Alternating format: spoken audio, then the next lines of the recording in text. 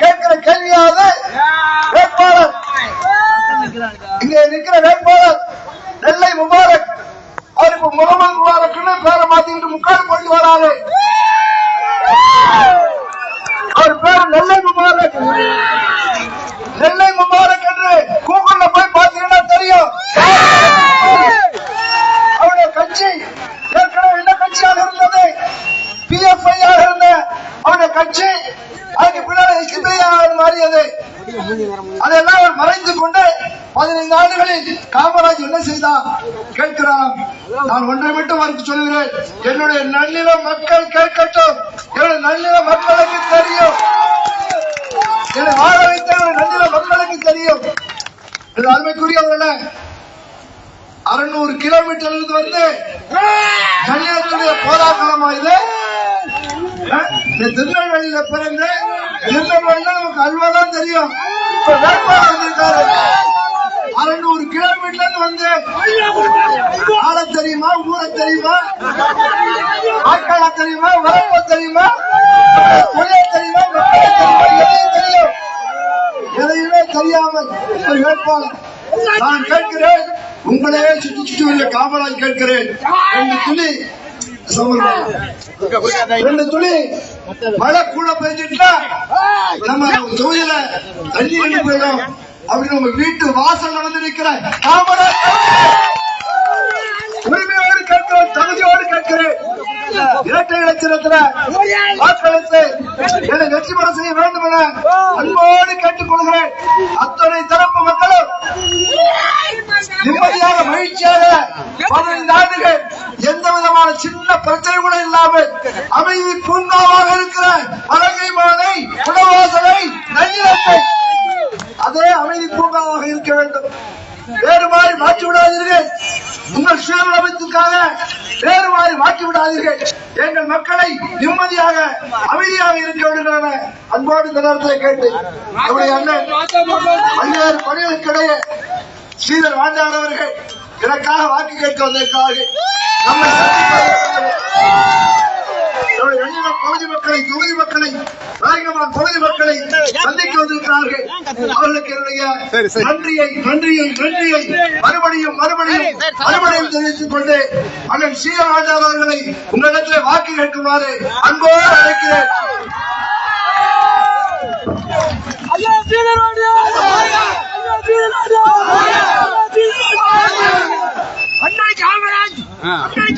மிக்க வாக்காளர் பெருமக்களே, பெரியோர்களே, தாய்மார்களே, நடைபெற இருக்கின்ற தமிழகத்தினுடைய சட்டமன்ற தேர்தலில் நன்னிலம் சட்டமன்ற தொகுதியிலே போட்டியிடுகின்ற நம்முடைய மாண்புமிகு அமைச்சராக இருந்த அன்பு சகோதரர் காமராஜ் அவர்களுக்கு உங்களுடைய பொன்னான வாக்குகளை இரட்டை இலை சின்னத்தில் அளித்து அவரை அதிக வாக்கு வித்தியாசம் வெற்றி பெற செய்ய வேண்டும் என்று வேண்டி விரும்பி கேட்டுக் கொள்வதற்காக நாங்கள் வருகை தந்திருக்கின்றோம்.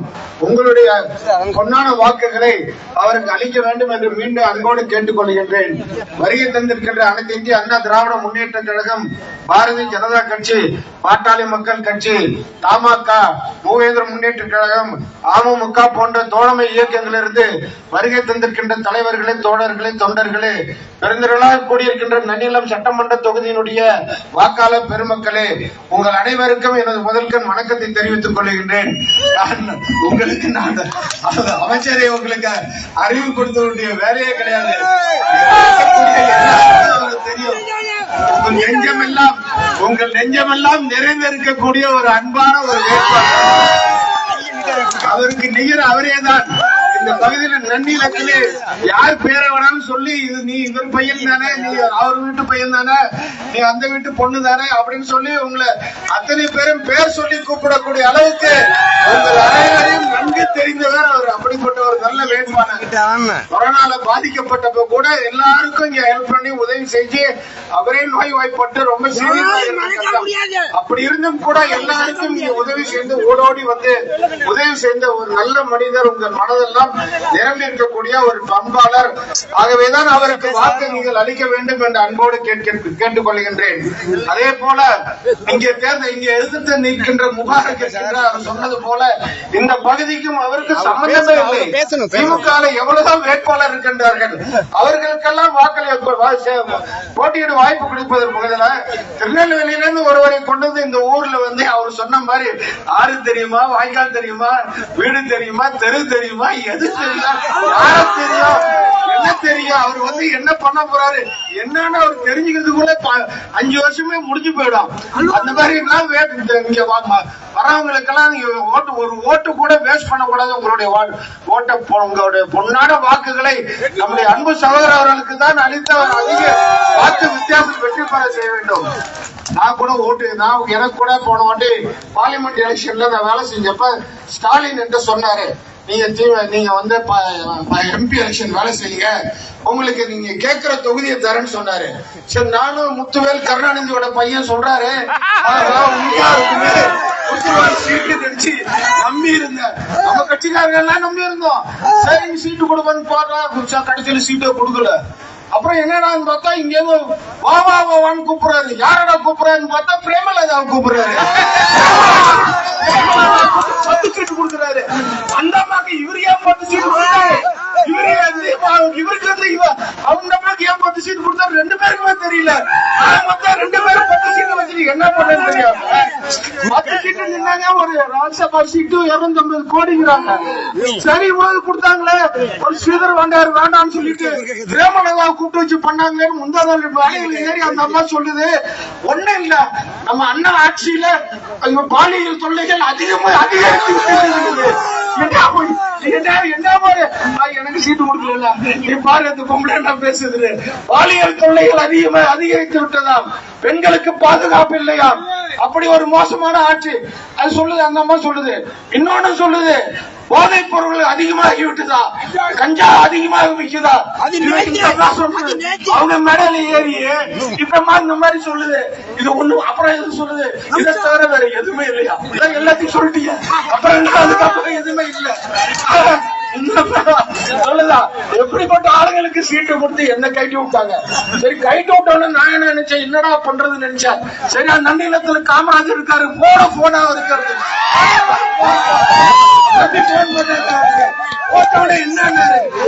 என்ன சீட்டு கொடுக்கல கைட்டு விட்டாங்க, நீங்க பார்த்து செய்யுங்கன்னாரு. வாங்க நான் கூட்டு போறேன், நேரம் எடப்பாடி கூட்டு போனாரு. கூட்டு போய் நான் உங்களுக்கு எடப்பாடி சொன்னாரு, ரொம்ப ஃபீல் பண்ணாரு, வருத்தப்பட்டாரு. முன்னாடியே வந்திருக்கலாம், 2 சீட்டு கொடுத்துருப்பேன். என்னப்பா எவ்வளவு பெரிய வச்சிருக்காரு. ஒரு கேட்ட ஒண்ணு வேண்டாம், எனக்கு மயிலாடுதுறை பார்லிமெண்ட் சீட் கொடுக்கல, அதுக்கு என்ன வேணாலும் செஞ்சிருவாங்க. அப்படி இவங்களை அழைத்துக் கொண்டு காமராஜ் அவர்கள் தான் என்னை அழைத்துக் கொண்டு இந்த கூட்டணிக்கு வருவதற்கு காரணமா இருந்தாரு. ஒவ்வொரு வாட்டி இவரு தான் கூப்பிடுவாரு, இவருதான் அழைச்சிட்டு போவாரு. ஆனா வெளியில சொல்லிக்க மாட்டாரு, அமைதியா இருப்பாரு, எதுவும் காட்டிக்கவே மாட்டாரு. வைத்தி இருக்காப்பா வைத்தி, அவர் தான் எல்லாம் செஞ்ச மாதிரி காட்டிப்பாரு. அவர் முன்னாடி ஒரு அக்கிரமம் அநியாயம் உலகத்தை எவனாலையும் கேட்க முடியாது. இப்படி ஒரு அக்கிரமம் எவனும் பண்ண முடியாது.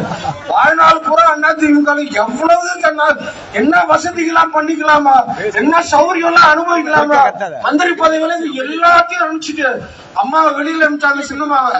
அப்ப 5 அணி 4 அணி 3 அணி 20 அணி 1 அணினா எல்லா அணியிலும் இவர் தான் இருந்தாரு. அவ்வளோத்தையும் அனுபவிச்சு விட்டு கடைசியில இப்ப என்ன பண்ணிட்டாரு, ஜவஹர்லால் வீடு போய் திமுக சேர்ந்துட்டாங்க. 56 வருஷம் அண்ணா திமுகவும் எதிரியா இருக்கு. நீ எவ்வளவு அனுபவிச்ச அண்ணா திமுக இருந்துகிட்டு இவ்வளவு அனுபவிச்சுட்டு நீ போய் டிடிவி கட்சியில சேரு, இல்ல சசிகலா அம்மையார் கட்சியில கூட சேர்ந்திருக்கலாம், இல்ல பிஜேபியில சேர்ந்து ஒரு கவர்னரை கூட ஆயிட்டு போக வேணாம்னு சொல்ல மாட்டோம். போய் திமுக போய் சேருவேன். நீ நினைக்கிறாயா இவர் திமுக வா கூப்பிட்டு சேர்ந்தாருன்னு. இப்ப இவரு இருக்காருன்னு வச்சுங்களேன், இவர் வந்தாருன்னா ஓட்டு நன்னிலம் ஓட்டு இல்ல, இந்த டெல்டாலே ஓட்டு நமக்கு கிடைக்கும் அப்படி, அதனால இவரை நம்ம சேர்த்துக்கலாம்னு நினைப்போம். ஆனா வைத்தி அப்படி கிடையாது.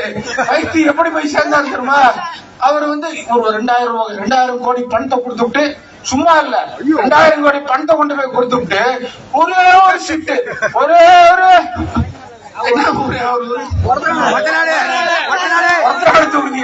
ஒரு ஒரத்தநாடு தொகுதிக்கு போய் அப்படியே சல்யூட் விழுந்துட்டாரியா ஸ்டாலின் போய். ஊராச்சும் பரவாயில்லையா, இன்னொருத்தர் இருக்காரு, ஓபிஎஸ் இருக்காரு, மலமொழிங்க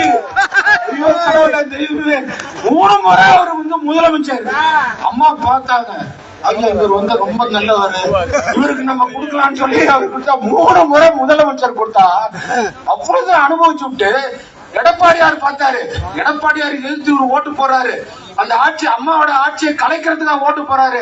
போடா போட்டுன்னு மன்னிச்சு அவர் என்ன பண்றாரு, இவர் கட்சியோட ஒருங்கிணைப்பாளராக சேர்த்துக்கிட்டு துணை முதல்வர் பதவி கொடுக்கிறாரு ஓபிஎஸ்க்கு. இவ்வளவு நல்லா பண்ணாரு. அந்த 4 ஆண்டுகள் முடிகிற வரைக்கும் கூடவே வச்சிருந்தாரு. இவ்வளவு இந்த ஆள் அனுபவிச்சு விட்டு அண்ணா திமுக ஒரு முதலமைச்சர் ஆயிட்டாரியா. அதுக்கப்புறம் ஒதுங்கியாச்சும் இருக்கலாம் இல்லன்னா நான் சொன்ன மாதிரி டிடிவி கட்சியில இருந்தாரு போன எம்பி எலெக்ஷன்ல, அப்படியே தொடர்ந்து இருக்கலாம். அதுவும் கிடையாது. இப்ப அம்மா சின்ன மாசா ஒரு கட்சி ஆரம்பிச்சு போயிட்டு இருக்காங்க ஊரா, அதுலயாச்சும் போய் இவர் சேர்ந்திருக்கலாம். நான் சொன்ன மாதிரி பிஜேபியில போய் ஒரு கவர்னராக தொலைச்சிருக்கலாம். அதெல்லாம் இல்ல, போய் திமுக வாழ்நாள் பூரா திட்டுன்னு திட்டிவிட்டு எப்படியாவது உனக்கு மனசு வருது திமுக போய் சேருது. அப்ப எனக்கெல்லாம் நல்ல முடியாது, ஒன்னால மட்டும்தான் முடியும். இந்த மாதிரி துரோகம் இவரு போய் தர்ம யுத்தம் பண்ணாராம். அம்மா சமாதியில உட்காந்துட்டு ஒரு மணி நேரம் உட்காந்து என்ன நினைச்சாரு தெரியல, யார நினைச்சாரு தெரியல, எதையோ நினைச்சுட்டு ஒரு மணி நேரம் கழிச்சு வெளியில வந்தா தர்ம யுத்தம் பண்ணவரு. இப்ப இது என்னையா தர்ம யுத்தம்? இப்ப அண்ணா திமுக விட்டுட்டு உன்னை வாழ வச்ச அண்ணா திமுக உனக்கு எல்லா மரியாதை அந்தஸ்து அதிகாரம் எல்லாம் கொடுத்த அண்ணா திமுக. நீ தேனி மாவட்டம், அப்புறம் தமிழ்நாடு, அப்புறம் பக்கத்துல இருக்க மாநிலங்கள், அப்புறம் இந்தியா, அப்புறம் உலகம் எங்க நீ சொத்து வாங்கினீங்க. இவ்வளவு வாங்குறதுக்கு உனக்கு அண்ணா திமுக தானே உதவிச்சு. எல்லாம் பண்ணிட்டு இவரும் போய் ஒரு 2000 கோடி கொடுத்துட்டு ஒரு சீட்டு போடி சீட்டு கேட்டு வாங்குறாரு. இவருக்கு அம்மா என்ன அதிகாரம் கொடுத்தாங்க தெரியுமா? 234 தொகுதிக்கும் ஏ ஃபார்ம் பி ஃபார்ம் கையெழுத்து போறதுக்கு அதிகாரம் கொடுத்தாங்க. ஏ ஃபார்ம் பி ஃபார்ம்னா தேர்தலில் யார் நிக்கிறாங்களோ அவங்களுக்கு ஏ ஃபார்ம் பி ஃபார்ம் கொடுப்பாங்க. இவர் அண்ணா திமுக கட்சியை சேர்ந்தவர், இவர் எங்களுடைய வேட்பாளர் அப்படின்னு கையெழுத்து போட்டு கொடுப்பாங்க. அதை கொண்டு போய் கொடுத்தாதான் நீங்க அதிகாரப்பூர்வமான அண்ணா திமுக வேட்பாளர் இருக்கும். அந்த கையெழுத்து போற அதிகாரத்தை கூட அம்மா அவர்கிட்ட கொடுத்திருந்தாங்க. அவரு போய் ஒத்த சீட்டுக்கு போய் பணத்தை கொடுத்து ஸ்டாலின் சேர்ற அளவுக்கு உனக்கு என்னையா பிரச்சனை, உன்னை என்னையா நாங்க விட்டோம், உனக்கு நல்லா தானையா வச்சிருந்தோம், இது போய் போய் அண்ணா திமுக நான் வேணா போலையா அண்ணா திமுக மாத்தி போறேன் நான் வீணா போனாங்க. உனக்கு என்னையா பிரச்சனை? 2-3 முறை முதலமைச்சரியா இவ்வளவு பதவி அனுபவிச்சுட்டு மனுஷன் நீ கடைசி வரைக்கும் என்ன சொன்ன? புரட்சி தலைவி வாழ்க, அம்மா நம்ம வாழ்க, இதுதானே நீ சொல்லணும். இப்ப போய் என்ன சொல்ற? முத்துவேல் கருணாநிதி வாழ்க, முத்துவேல் ஸ்டாலின் கருணாநிதி பெற்றெடுத்த ஸ்டாலின் வாழ்க, அவர் பெற்றெடுத்த உதயநிதி வாழ்க, இன்னொரு உதயநிதி அவன் பேர் தெரியல இப்ப நீதி வாழ்க. உனக்கு என்ன ஏன் உன்னை அப்படியா நாங்க வச்சிருந்தோம், உன்னை இமயமலை உச்சியிலேயே நாங்க வச்சிருந்தோம். அதெல்லாம் அனுபவிக்கிறத விட்டு எதுக்கியா போய் அங்க போய் வீணா போனாங்க இவனுங்க. அதுதான் சொல்ற திமுக இருக்க இதே மாதிரிதான் பண்ணுவானுங்க. இந்த பிரேமலதா கூப்பிட வேண்டியது, இங்க இருந்து இவரு ஓபிஎஸ் கூப்பிட வேண்டியது. இவர் காமராஜ் அங்க இவர் நம்ம வைத்திலிங்க இங்க வந்தாருன்னா உடனே டெல்டால இருக்க மக்கள் அவங்க கூட போயிடுவாங்களா? போவீங்களா? ஒரு அண்ணா திமுககாரன் போக மாட்டாங்க. ஒரு அம்மாவுடைய உண்மையை தொண்டன் யாரும் போக மாட்டாங்க. புரட்சி தலைவர் எம்ஜிஆர் வழியே வந்தவர்கள் யாருமே போக மாட்டாங்க அண்ணா திமுக விட்டு. இவர் ஒரு ஆள் தான் போயிருக்காரு. ஏற்கனவே இவருக்கு இந்த ஒன்றிய செயலர், நகர செயலர், மாவட்ட செயலர் எல்லாம் இவர் கூட வந்துட்டான் பாரு. 6 மாசம் முன்னாடி எல்லாம் இங்க வந்துட்டான். அங்க யாருமே இல்ல, 3 காலி ஆயிடுச்சு. என்னடா பண்றதுன்னு இவரு போய் திமுக போய் சேர்ற. ஆக அந்த அளவுக்கு இதெல்லாம் காரணம் இவரோட உழைப்பு தான். இவர் அவருந்த அளவுக்கு எல்லாம் அமைதியாக இருந்து கண்ணியமாக இருந்து இந்த அண்ணா திமுக சிறப்பாக டெல்டா அவராஜன் டெல்டாவோட தளபதி அப்படி இப்படின்னு என்னென்ன பட்டம்லாம் போடுவாரு. இவர் அதெல்லாம் எதுவுமே கிடையாது. ஏழையின் தொண்டு உங்களை போல வறுமை கோட்டையில் இருக்க மத்தியில் இருக்கிற மக்களுக்கு வாழ்வாதாரத்தை உயர்த்த வேண்டும் என்று நினைத்து படிப்பில்லாத மக்களுக்கு 3 கல்லூரியை கொடுக்க வேண்டும். அதே போல பாலங்களை 205 பாலங்களை கட்டிக் கொடுப்பது, மக்களுக்கெல்லாம் உதவி செய்ய வேண்டும் என்ற நல்ல மனசோட, மனித நேயத்தோட, மனிதாபிமானத்தோட ஒரு அருமையான ஒரு வேட்பாளர் நம்முடைய வேட்பாளர். இந்த பகுதியை இவ்வளவு பிரச்சனை திமுகவுடைய ஆட்சியிலே 5 ஆண்டு காலம் ஒரே புடியாக இருந்து எடப்பாடி தான் எனக்கு பொதுச் செயலாளர். இந்த அதிமுக புரட்சி தலைவர் எம்ஜிஆர் ஆரம்பித்த அதிமுக புரட்சி தலைவி அம்மா ஆரம்பித்த தொடர்ந்து வழிநடத்திய கட்சி. இந்த கட்சி எடப்பாடி தலைமையில இருக்கின்றது.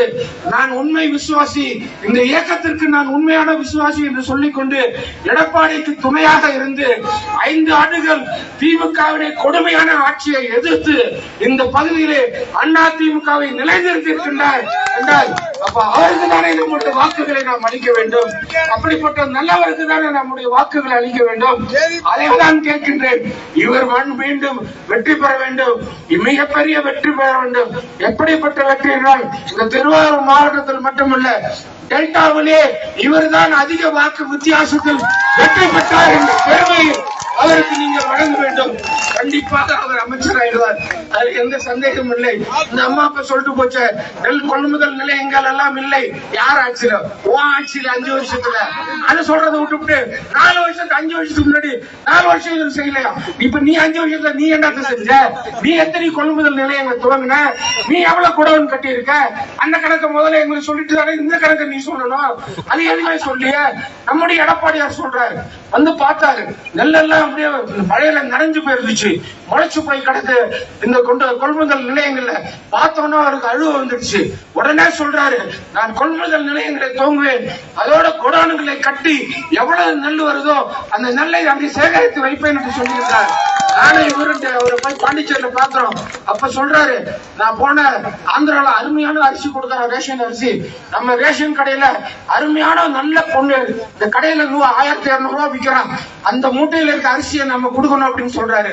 அதே மாதிரி பருப்பு, உயர் ரக பருப்பு ரேஷன் கடையில அருமையான பொருட்களை தரணும்னு சொல்றாரு. அப்படிப்பட்ட உத்தம தலைவர். அவர் என்ன பண்ணாரு, இப்ப கூட்டுறவு கடன் தள்ளுபடி பண்ண சொன்னோம், இவன் செய்யல. யார? திமுக செய்யல.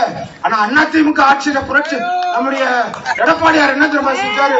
12,000 கோடி விவசாய கடனை தள்ளுபடி செய்தவர் எடப்பாடி அவர்கள். அப்படிப்பட்டவர். அதே மாதிரி உதயநிதி ஒரு செங்கலை தூக்கிட்டு ஊரு பூரா எய்ம்ஸ் மருத்துவமனை கட்டல, எய்ம்ஸ் மருத்துவமனை கட்டல, 60% வேலை முடிஞ்சிடுச்சு. ஆனா இவரோட நண்பர் ஒருத்தர் விஜய் பாஸ்கர் இருக்காரு, அருமையான ஒரு ஹெல்த் மினிஸ்டர், பக்காவான ஜென்டில்மேன். அவரு எடப்பாடியார் சேர்ந்து 11 மருத்துவக் கல்லூரிகள் ஒரே ஆண்டிலே 11 மருத்துவமனை கட்டினாரு. இப்போ 5 வருஷம் ஆட்சியில ஒரு மருத்துவமனை கட்டியிருக்கீங்களா கனிமொழி அம்மா? அதெல்லாம் நீங்க சொல்லிட்டு போயிருக்கோம். ஒரு மருத்துவமனை கூட கட்டல, ஒரு கொள்முதல் நிலையம் இல்லை, ஒரு குடோன் கிடையாது, எதுவுமே செய்யலை. ஆனா அவர் சொல்றாரு, முதல் கையெழுத்து நான் போடுவேன். என்ன கையெழுத்து? உங்களுக்கெல்லாம் குடும்பத்துக்கு 10,000 ரூபாய் தருவேங்கிறாரு. 10,000 ரூபாய் முதல் கையெழுத்துங்கிறாரு. 2வது கையெழுத்து என்ன சொல்லுகின்றார்? குடும்ப அட்டைக்கு 2,000 ரூபாய் தருவேன் என்று சொல்லுகின்றார். கூட்டுறவு கடன், விவசாய கடன் எல்லாம் தள்ளுபடி செய்வேன் என்று சொல்லுகின்றார். அது மட்டுமல்ல, இந்த பிள்ளைகள் படிக்கின்ற பிள்ளைகளுடைய கல்வி கடனை தள்ளுபடி செய்வேன் என்று சொல்லியிருக்கார். விவசாய கடன், அதே போல ஆட்டோ வாங்குவதற்கு 75,000 மானியம் தருவதாக சொல்லுகின்றார். 5 லட்சம் பேருக்கு ஸ்கூட்டி வாங்குவதற்கு 25,000 ரூபாய் தருகின்றேன் என்று சொல்லுகின்றார். 3 கேஸ் சிலிண்டர் மாதம் தோறும் தருகின்றேன். இந்த முதியோருக்கெல்லாம் அவர்களுக்கெல்லாம் அது பணம் அதிகரித்து தருகிறேன் என்று சொல்லுகிறார். 150 நாட்கள் 100 நாள் வேலையை 150 நாளாக உறுதி செய்து தருகின்றேன் சொல்லுகின்றார். இப்படியெல்லாம் சொல்கின்றவர் பொன்முனச்செம்மல் புரட்சி தலைவர் வழியில் வந்த புரட்சி தலைவர் எடப்பாடியார் அவர்கள் தான் சொல்லுகின்றார். அப்போது அவருடைய ஆட்சி தானே வர வேண்டும். அதனால்தான் நாங்கள் வருகை தந்திருக்கின்றோம். மறந்து விடாமல் உங்களுடைய பொன்னான ஆட்சியை, உங்களுடைய பொன்னான வாக்குகளை இரட்டை இலை சின்னத்தில் அளித்து முதல் இது முதல் பட்டன் அழுத்தணும். வேலையே கிடையாது. வந்தோன்னு மேல இருக்கிற கூட்டம் என்று அவர்தான் மிகப்பெரிய வேட்பாளர் என்பதை நீங்கள் நிரூபிக்க வேண்டும். இங்கே மட்டுமல்ல, இந்த டெல்டா முழுமையாக இவர்தான் அதற்கு பொறுப்பாளர். இந்த டெல்டா முழுமையாக அதிமுக தான் வெற்றி பெற வேண்டும். நேரு சொல்றாரு, அங்க செந்தில் பாலாஜி சொன்னாரா மாவட்ட செயலாளர் கூட்டத்துல, நான் தான் அதிக ஜெயிப்பானா. நேரு சொல்றாரு, மலைக்கோட்டை திருடன் சொல்றாரு. அவர் என்ன சொல்றாரு, நாங்க 40 தொகுதி இங்க ஜெயிச்சுடுறாரு. ஜெயிச்சுடுவாரா சொல்லுங்க, ஜெயிச்சுடுவார நம்ம அதுக்கு நம்ம இருக்கோம். ஆமா, எடப்பாடியார் வரணும். இவங்க 5 வருஷம் கொள்ளடிச்சது தவிர வேற எதுவுமே பண்ணல. ஆட்சியினோட மகன் சொல்றா 150 லட்சம் கோடி பணம் இருக்குதான் அவங்கள்ட்ட. ஆட்சியின் மருமகன் அங்க வந்து சார்லஸ் சொல்றாரு, இவ்வளவு அநியாயம் செய்து கொண்டிருக்கின்றார். கடைசியா ஒரு பண்ணிட்டு ஒரு வேலை எங்கேயும் போன போல இருக்கு. ஒன்னே சொல்லி சொல்றேன், எனக்கு ரொம்ப ரொம்ப ரொம்ப தான் இருக்கு. ஸ்டாலின் வந்து வேட்புமனு தாக்கல், இவராட்டம் போய் வேட்புமனு தாக்கல் பண்ணாரு. பண்ணப்ப சொல்றாரு, என்கிட்ட 10,000 தான் இருக்குங்கிறாரு. முதலமைச்சர் 10,000 தான் இருக்கு. அப்புறம் நான் சொல்றாரு, வங்கியில வந்து 40,000 தான் இருக்குறாரு. ஐயோ 40,000 தானே, சரி நம்ம காமராஜுக்கு போறோம், போய் சொல்லி ஒரு 1 லட்சம் ரூபாய் அனுப்ப சொல்லுவோம் அவருக்கு, முதலமைச்சருக்கு, பாவம் கஷ்டத்துல இருக்காரு அப்படின்னு நினைச்சேன். அந்த மாதிரி 50,000 தான் இருக்குங்கிறாரு. ஆனா ஒரு பையன் ரெட் ஜெயின்ஸ் ஒரு கம்பெனி நடத்துறான், சினிமா கம்பெனி நடத்துறான். யாரு, உதயநிதி ஸ்டாலின். அதுல இந்த திரிஷா, நயன்தாரா இதுங்களெல்லாம் வச்சு படம் எடுப்பானுங்க. என்ன பட கம்பெனி, சினிமா கம்பெனி. அவனு படமே வெளியிடுறது. தியேட்டர் பூரா அவங்க கண்ட்ரோல்ல இருக்கு. பாதி தியேட்டர்ல படம் 150 படம் ரிலீஸ் ஆகாம இருக்கு. அந்த சினிமா தொழிலை நாசம் பண்ணிட்டாங்க. அதுல உதயநிதியோட முதலீடு என்ன தெரியுமா, 1500 கோடி தான். புரிஞ்சுதா? 1500 கோடி தான். ஆனா அப்பன்ட்டு வெறும் 50,000 தான் இருக்கா. இன்னொரு பையன் இருக்கா, அவங்க மாப்பிள்ள செபரேஷன் இருக்காரு. அவர் ஜி ஸ்கொயர்னு ஒரு கம்பெனி நடத்துறாரு. 100 ஏக்கர் 200 ஏக்கர் நிலம் வாங்கி பிளாட் போட்டு வித்து கோடீஸ்வரன் ஆயிட்டு இருக்காரு. அவரோட பணத்தை எல்லாம் பிளாக் பண்ணிலாம் அதெல்லாம் போடுறாரு. அதோட முதலீடு, அதோட சந்தை மதிப்பு இன்றைக்கு 40,000 கோடி. அதோட மதிப்பு பையன் 1500 கோடி, அவரோட மருமகன் 40,000 கோடி. ஆனா அப்பாட்ட பாவம் வெறும் 50,000 தான் இருக்கு. மாறணும்னு இருந்தாரு மத்திய அமைச்சர், மத்திய அமைச்சரா இருந்து போயிட்டாரு. கருணாநிதி பேர் இல்ல. இப்ப இவன் சொல்றான், நம்ம பிஜேபியோட கூட்டணி வச்சிருக்கோம், மதவாதத்துக்கு எதிர்த்து. அன்னைக்கு என்ன அவங்க யாரோட வச்சாங்களா, வாஜ்பாயோட தானே கூட்டணி வச்சாங்க. அந்த மாறனோட பொண்ணு பேத்தி காவியா மாறன் பேரு.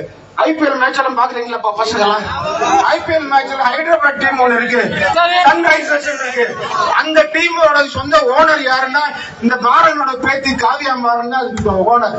அது ஒண்ணு இல்ல, அது ஒரு 1600 கோடி தான் அதோட மதிப்பு.